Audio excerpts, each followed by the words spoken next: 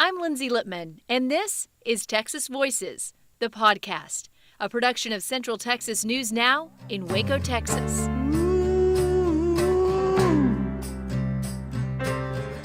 I don't write trying to, get on the charts. I just write because, I got no choice. Guitars, a Good Woman, and Gratitude redeem the life of Ray Wylie Hubbard. It fills the pages of his book, A Life, well, lived. Is born. The Redneck Mother songwriter has had the biggest success of his career after the age of 41. We sat down with Ray at his home in Wimberley, which overlooks the Devil's Backbone, but it's the view inward that's most curious. Conversation with Ray means you'll laugh a lot. So I read the book and I laughed so hard many times, but I got to tell you, a couple of times in the book I felt, just heartbroken. Like I was like, wow, like it was so personal and raw a couple of times that I just was like, God, my heart breaks. Oh. But there's a happy ending. You're at a good time in your life. But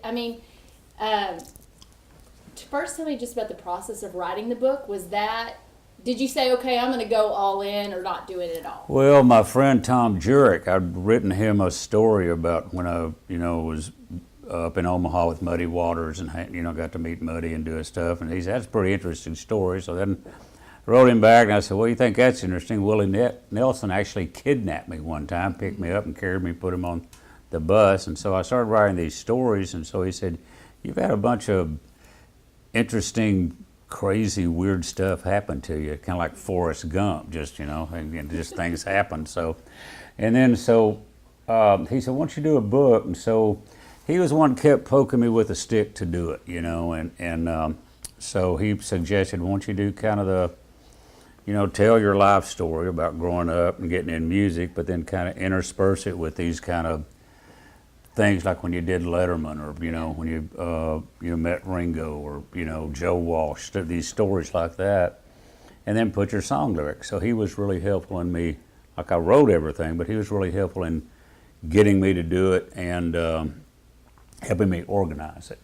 And how'd you feel at the end of it? Did you feel good about it? I really did. It was Judy and I decided to do it ourselves, to self-publish it. So we went to a printer there in Austin, and we gave them the book, and they said, they said, where's your table of contents? I went, I didn't know I needed one. So I went back that night and wrote the table of contents, and I wasn't going to put an index in it because I figured any of my musician friends would just look at the book and see if they're mentioned, go read that page, and then put it back.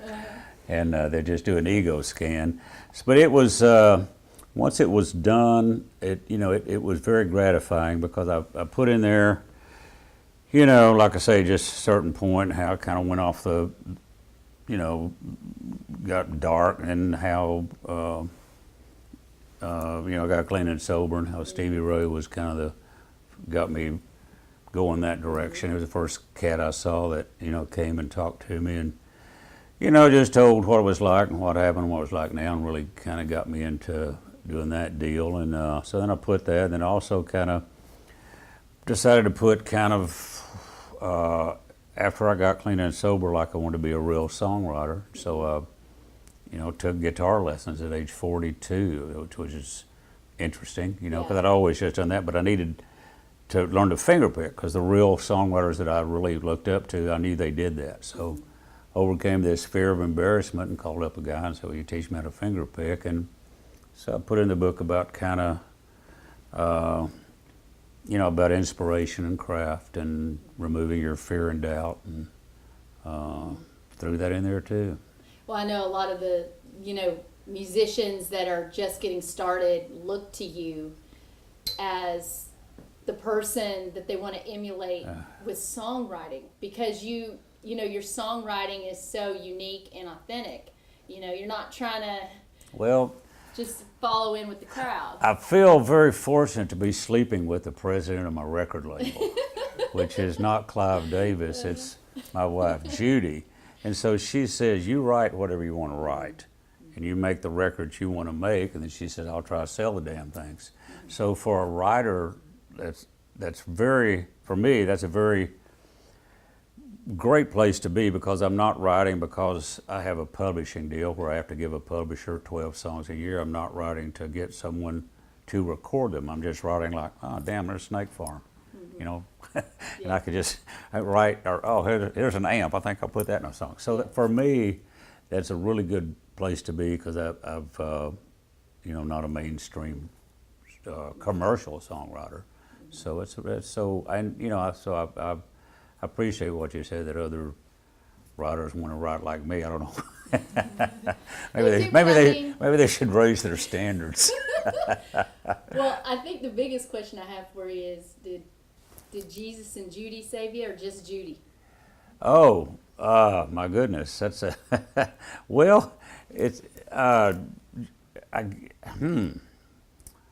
is this where I say no comment? No. And you put a little black thing over my eye like the gangsters. No, it's what, you know, like I say, you know, at age 41, I got in recovery and to, you know, I had all that fun I could stand. You know, I got to that point. And then I met Judy, I guess, about 8 months after I, you know, turned 41, and we hit it off. And it's like I say, it's a really, I feel very fortunate to have, you know, that she, like I say, I'm very grateful for her, and I'm glad that I've been married 30 years. Last 2 weeks haven't been so bad. We're here all week. Try that. Just say two for the second show. No, that's our, you know, I just say we've been married 30 years. She says last 2 weeks haven't been bad, but no. So, you know, it's you know, like I say, I'm very, very grateful. You know, I think gratitude's a big part of my life today. I'm grateful for Judy, and grateful for, you know, my sobriety, and grateful that my kid's doing good. And so, you know, that's a big part of it. You had to work really hard, though, to start dating her. All the things that you had to do, you know, while you were in recovery, to even get to basically take her out on a date. I mean, yeah, that's a lot of work, and for a musician, I don't think women were that hard. So it just seemed like she was obviously worth the work. Oh, definitely worth. She's worth it. You know, is our first date. I didn't have any money. I was broke. You know, I didn't have any money, and she agreed to go out on a date with me, and so my truck broke down, so I borrowed my ex-wife's mother's truck. My mother, and you know, in that divorce, I got her mother, and. But anyhow, so I borrowed her a farm truck, which had hay bales in it, and I went to pick her up. I didn't have any money at all, and so we got, you know, so I said, have you ever been to wrestling? She goes, no, and I said, well, let's go to wrestling, because I knew all the, you know, the wrestlers, the Von Erichs and Michael Hayes and all those guys up in Dallas. So we pull up to the sportatorium, and I could get in free, so we walked through the dressing room, and you know, bam bam, and all these wrestlers, hey, you know. So anyhow, we watched wrestling, and then I said, well, are you hungry? And she goes, yeah. So we went over to the Longhorn Ballroom where Rusty Weir and Gary Nunn were playing. So I went in backstage, got in backstage, and they had their deli tray there, and I said, well, here, help yourself to whatever you want to eat. Yeah. And then you know, so then I took her home, and then, you know, called her, and we stayed up all night till the farm report came on that morning talking. And then I think about a week later, she realized I didn't spend any money on her. And then I knew, like, well, if I can take her to wrestling, and, you know, for nothing, you know, she was definitely worth keeping. Have a good time. Yeah.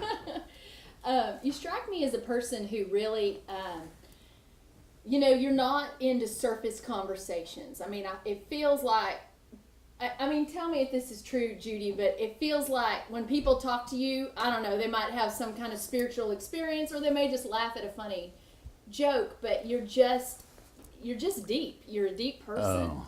I mean, is it hard being you sometimes? I'm sorry I wasn't listening. What? Exactly. That's what I'm saying. You know, I mean, you got all these thoughts and things well, going on all the time in your He head. doesn't know he's that. I, Oh, okay. He doesn't.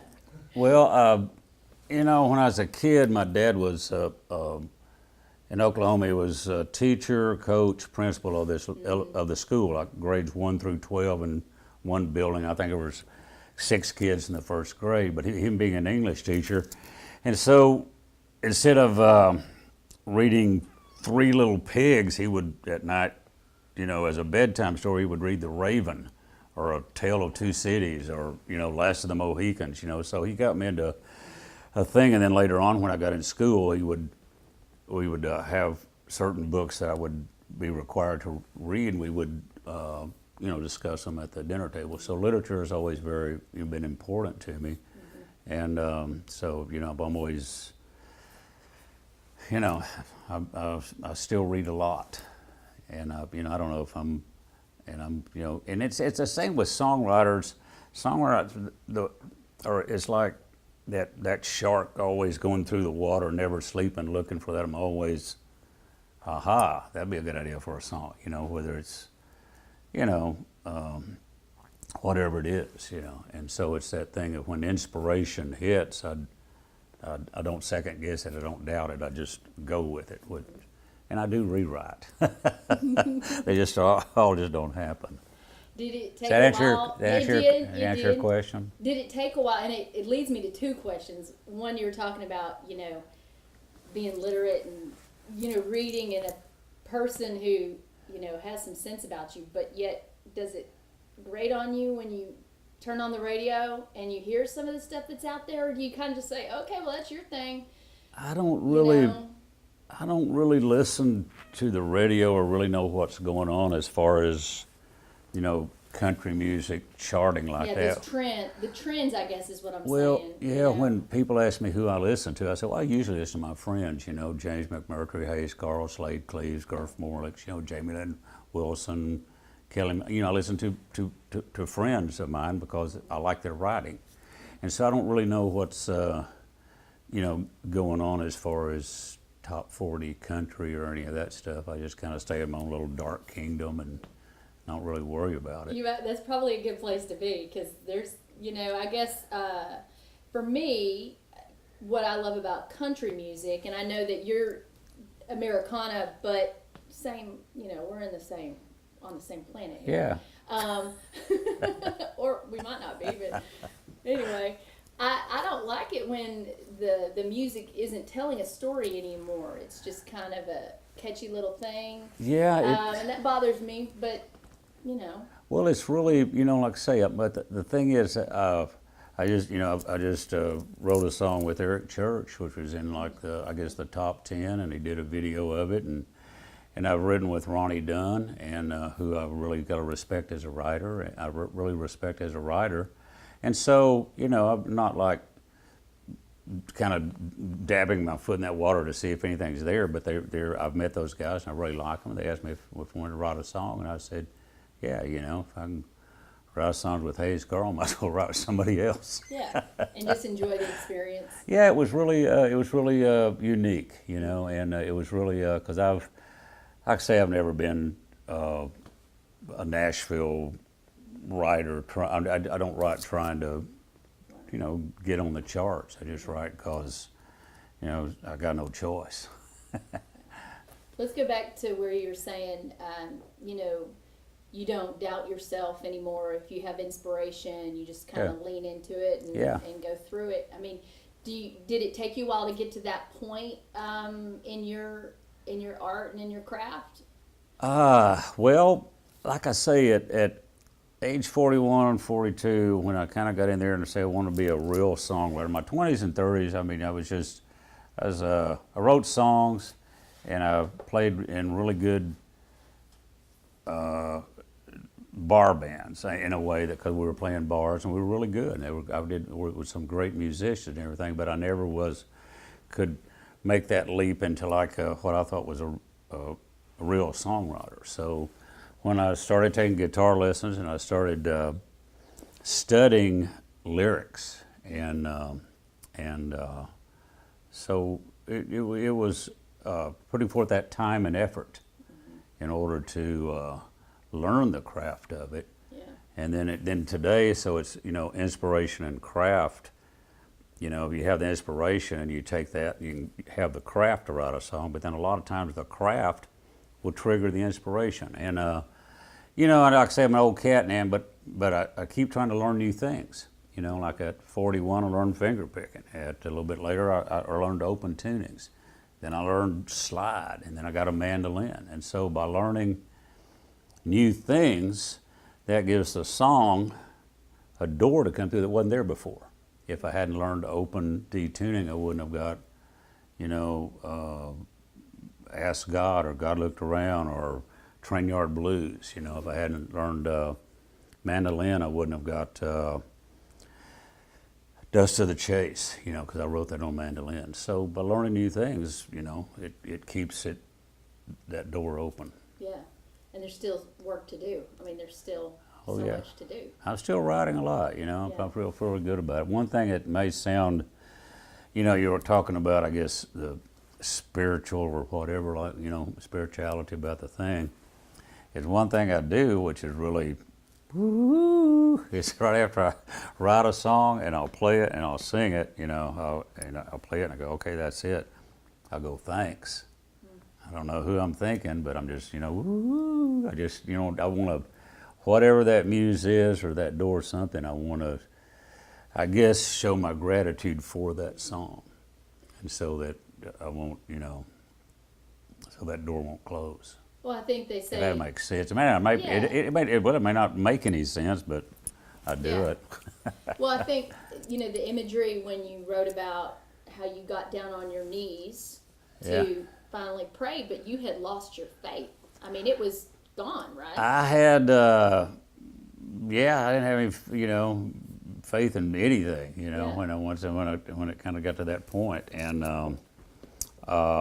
like I say, I went with, you know, getting into the recovery thing with it's kind of a weird thing to talk about, but like when Stevie Ray talked to me and I started, you know, got into recovery, I got a little bit of hope that maybe I didn't have to, you know, continue to live like I was living, which was in a very dark place. You know, after my dad died, I mean, you know, there was, I guess, 36, 37, an orphan, you know, and couldn't quite handle it. So I kind of took it. I used up all my beer coupons.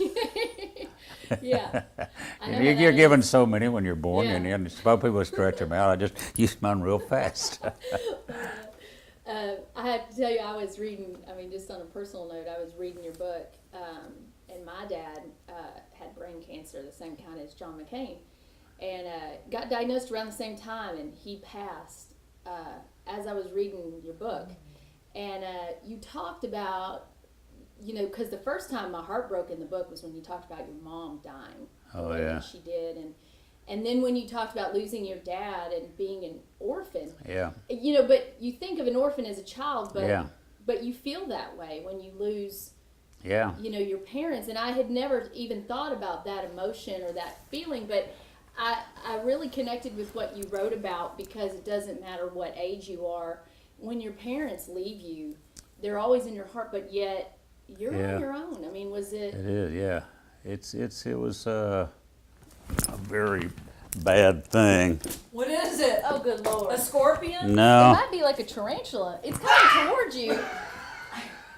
no. It's, Hey, if we believe in reincarnation, that might be my dad or something. Tarantulas, you know, baby. okay. Well, we'll I'll keep an eye on it. This your high drama. Snakes, the gardener calls me out to take care of the It's- snake. But don't get me near a tarantula. Well, it's, I start Seriously though, don't let that spider Was come over it here really a to you. tarantula? That's why I mean, didn't. it was about this big around. Yeah, Black? Yes, furry. yeah. We'll get it. I mean, there's. I thought, where's he going? He just walking off the air. Not like the question, or Yeah, there's You a. gotta know. is he getting emotional? I'll catch it and take it down to the river. I just, Well, there's your. I'm not going to be Barbara Walters. Nobody's going to cry because there's going to be. Well, there you go. There's your. There's going to be a critter coming around. There's your high drama. Exactly. Never a dull moment. Yeah. But, Kyle, You don't. I'll be careful because I don't want to have to cut this interview. As I say to the boys, we're not going to urgent care today. You don't. You don't. That's my hair going back. You don't. You don't see that on the Kardashians. No, you don't. You don't see that. Yeah. Well, welcome to our home. I just. At least he Even knows if you don't use that, I'd like to see it. I will. When they're done, let's let them have. I'm serious. Well, we got to get Adam. If you Well- see it, we got to get a cutaway of it. It did exist. A Oh, cutaway, a yeah, video. for sure. For sure. Well, When it I comes didn't out. want to step on it. Why? It's a tarantula. It's not a sentient being. Now I'm sweating because it really did just go underneath the couch and it's just. I know. hanging If it out. comes back out, we'll get it. I'm watching for it. Okay, good. I'm gonna- Thank you very much. We had a good. It's a great interview. Lindsay, sorry, that's all our time today. You're gonna need to. House is about to get Right. Before you, I'm Oh, just glad God. I didn't curse bad on her. Oh, boy. That's not lying. She doesn't. You know, she'll go out there and fight a rattler. You know, but it's something about Oh. tarantulas. Something about tarantulas. I think I saw that movie, like Yeah. flipping channels one. I don't know what it is, but tarantulas Indiana are over Jones. the So top. we'll take care of it once this. So let's get back to being. I want to get some video of that. That's gonna be. Let's That's get gonna back. be your next great song. Let's get back to being spiritual.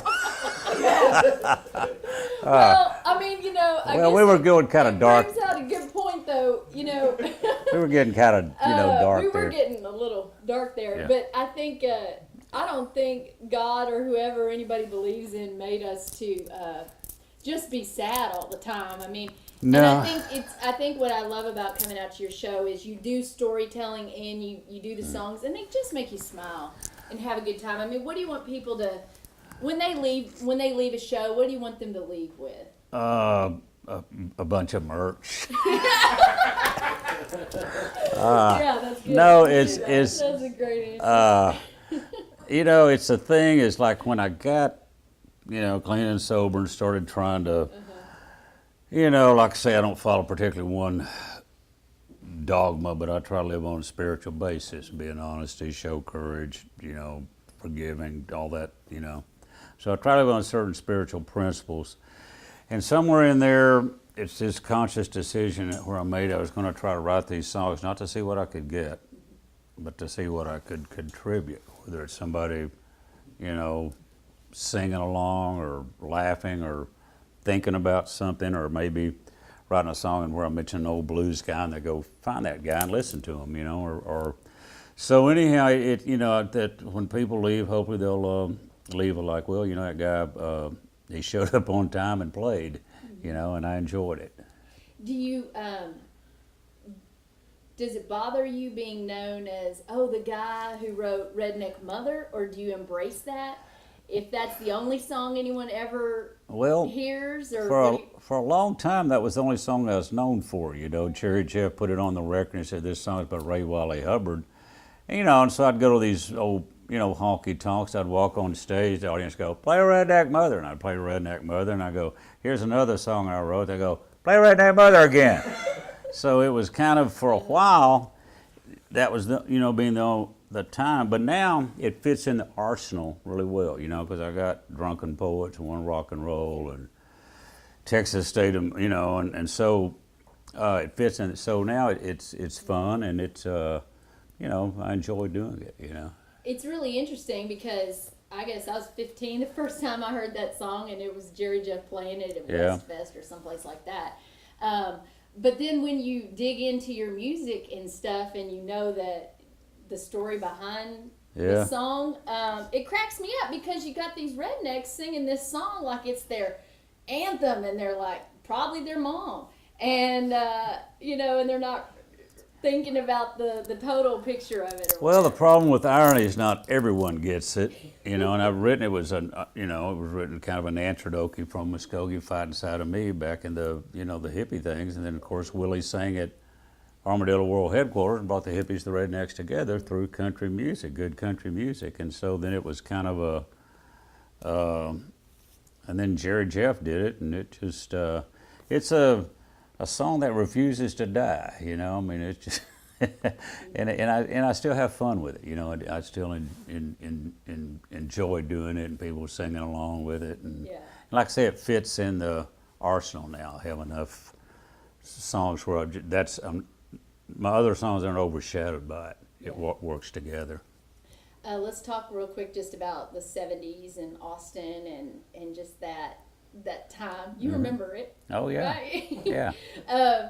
You know, I mean, I guess Austin Monthly or something this month had in there, you know, was 70s, like when Austin really became Austin. Mm-hmm. And I think the answer is probably yes. I mean, do you miss that time, that creative time period? I mean, it just seemed like people were able to kind of do their own thing, and maybe I don't know if should we ever go back to that or try to have that again, or just kind of go where? Well, it's kind of come around to it. The great thing about that was that, you know, it was very progressive country. I mean, you had Jerry Jeff was a folk singer. He came down here and got a rock band, you know, playing behind him. Murphy was a folk singer and got a steel guitar player playing with him, and Willie was like a Nashville songwriter, and he got Mickey Raphael as a blues harp guy. So it was this incredible musical, you know, just a mesh of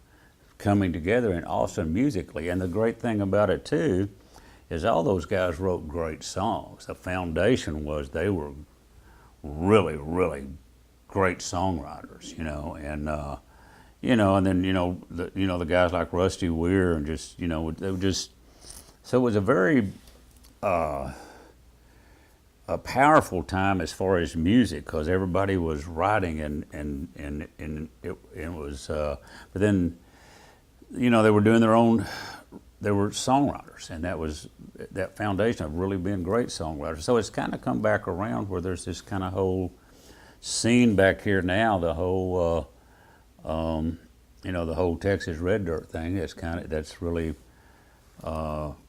you know, happening, where these young guys are kind of looking back to that era of like, okay, let's write some songs. I mean, I guess the pendulum kind of swings back, you know, the other way. Of course, right now, I mean, I don't want us to get political, but right now in our country, there's just so much going on. Yeah. Tell me how, you know, music can connect us. Music can rough out those edges, don't you think? Yeah, you know, music is a very powerful medium. I mean, as far as, you know, even healing, you know, music has a very, and it does have a power to bring us together.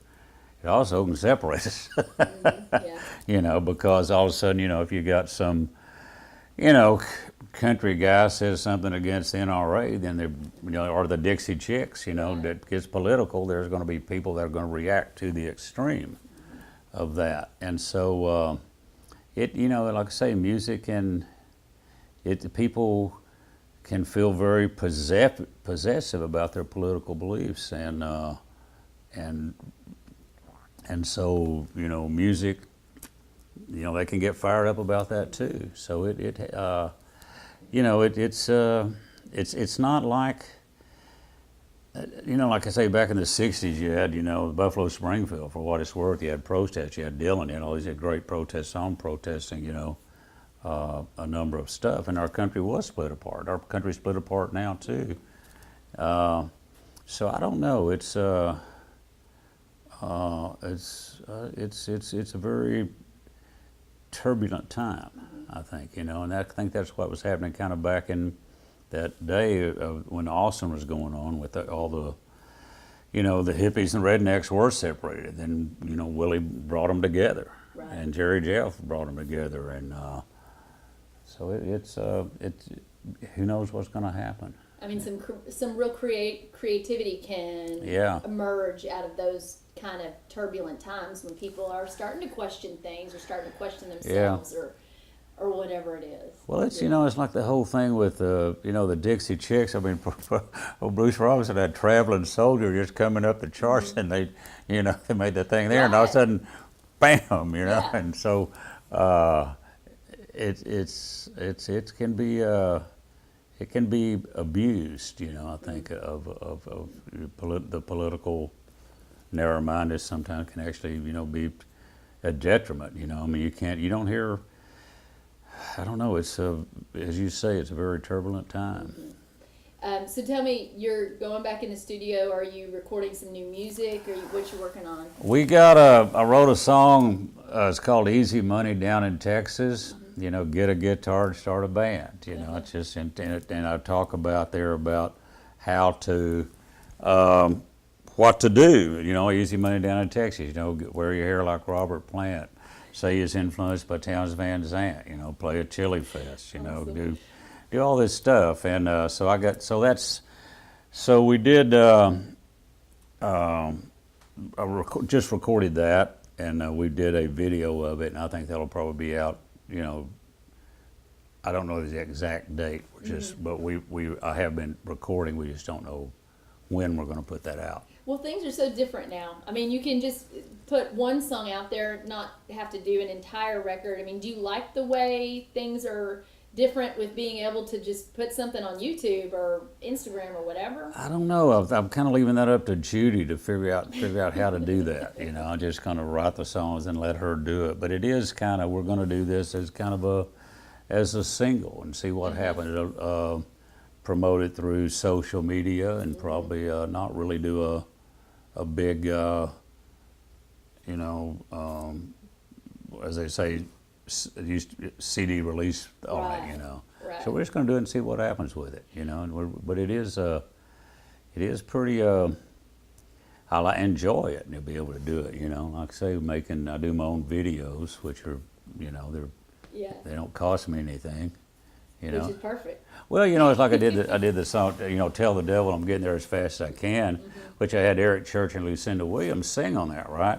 And so I did a video, and Eric Church and Lucinda are in my video. Just if you see Eric or Lucinda, don't tell them they're in the video. Yeah, because I didn't. They might have a copyright issue or something. Her voice, oh gosh, just love Yeah, her it worked voice. really well. Yeah, Lucinda, they were great. They wrote it, said it was cool. Of course, I'm looking out the window at your beautiful view. Tell me a little bit of the story of kind of coming here to Wimberley, and then also, I mean, y'all are not far from the river. I mean, we were here every day after the flood and that, just horrible thing. But I'm sure you saw a lot of strength through the, that difficult time. Yeah, it was like Judy and Robin Ludwig put together a fundraiser, and usually, whenever I play Wimberley, it's after a fire or flood. I usually try to come down and do a benefit fundraiser. But we came to Wimberley 28 years ago, I guess, and we were in. Lucas was 4. Yeah, so we lived in Poetry, Texas, and Judy, she was working up there at Bankston Lincoln Mercury, and one day she called me about 7 and said, "What would you do if I quit my job?" I said, "Well, move to Wimberley. I can write a song anywhere." So she said, "Go get us a house." So we came down here, and we found a little house. We'd been here about a year, and she said, "Let's see what else is going out there." So we had this old gambler real estate agent we knew, and so he drove us around. He was a gambler, but he also had a real estate license. He wasn't a real estate agent who gambled. He was a gambler. So he drove us around, and so he said, "Well, what are you looking for?" And I said, "Well, I want a log cabin." Judy said, "I want a swimming pool." He said, "This log home is going to be up for sale, but the lady who owned it got sick, and her family moved her to Houston. Her boyfriend came up and stripped the place, and nobody's been up there for 4 years. So we drove up here, and There might be a lot of spots. it was overgrown, and the pool was black, and you looked like the Munsters. And so Judy said, "I'm not living here." And I went, "Okay." But then I came back up here about sundown, and the sunset's right over there on the Devil's Backbone, and Wimberley's right over there. So anyhow, the next morning, Judy woke up and said, "I had a dream we're going to get that house." So we somehow got it, and we had there were no doors. There were not even the kitchen, actually taking the kitchen sink. I mean, just two little pipes there. So we got it, we had $800 to our name, and that was it before I do a gig. So it was June. So Judy said, well, we can either buy a stove or a refrigerator, because we left those at the other place, or we can get the pool cleaned. So we got the pool cleaned. Priorities. Yeah, so, because it was June. So I guess about the first 2 months we had blankets, nailed up over the door, what we had for door, and we had an ice chest, and we had a sink in the bathroom so we could wash our dishes in that if we needed to. And so I'd go out and do a gig, and I'd come back and I'd buy a door, and then we'd go out and I'd next weekend do a gig, and we'd buy a faucet. Yeah. I mean, literally, this is like the house that love and hard work built. Yeah, Judy learned to sheetrock and mud, and I learned to hang doors, and we've done a lot ourselves, I mean, that's a good It's feeling. home. It's home, Yeah. And all of a sudden people say, well, that door's a little crooked, and you go, oh man, that's rustic charm. It's a log cabin, That's what you come out to Wimberley for. Yeah, You don't need a level. It'll be fine. So yeah, but it's home. We've been here, I guess 28 years in this house. Yeah. Somewhere around there. He's trying to add a couple more years. What? 20? Okay, says 20 20. here. Yeah, we've been 26 in Wimberley, 28 wherever. Y'all been married 30, right? Yeah, last 2 weeks hadn't been that bad. So is your birthday in November? It's November, yeah. Okay. Yeah. What are you turning? 72. 72. Yeah. Pretty You amazing. feel like a late bloomer, or you feel like you're... Well, as I think I mentioned in the book, somebody asked me, I said, isn't 66 a little late to make your first appearance on David Letterman? I didn't want to peak too soon, because, I feel like I'm not a nostalgia act, I'm still writing and creating and still trying to put out records, and so amazing, things are going on with me. Well, and I love it that you're in the mind space that you're in. So when you're doing these things, it would feel totally different than if you were doing these things at 25. It's gonna be a different feeling. It is. Like I say, I think the thing that gratitude is a very, very important. It's very important to me to be grateful, and and to treat each day with the respect it deserves. And so yeah, I'm okay.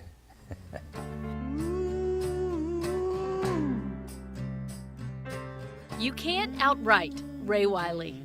You can't outwit him. He dwells in deep places, but not darkness. I wonder how I got from being that tow-headed, barefooted kid in Oklahoma, dressed in overalls shooting at wasps with a BB gun, to here on top of a hill in a log cabin looking out the window at a sunset that drips a beautiful crimson over a wild purple and gold blue yonder.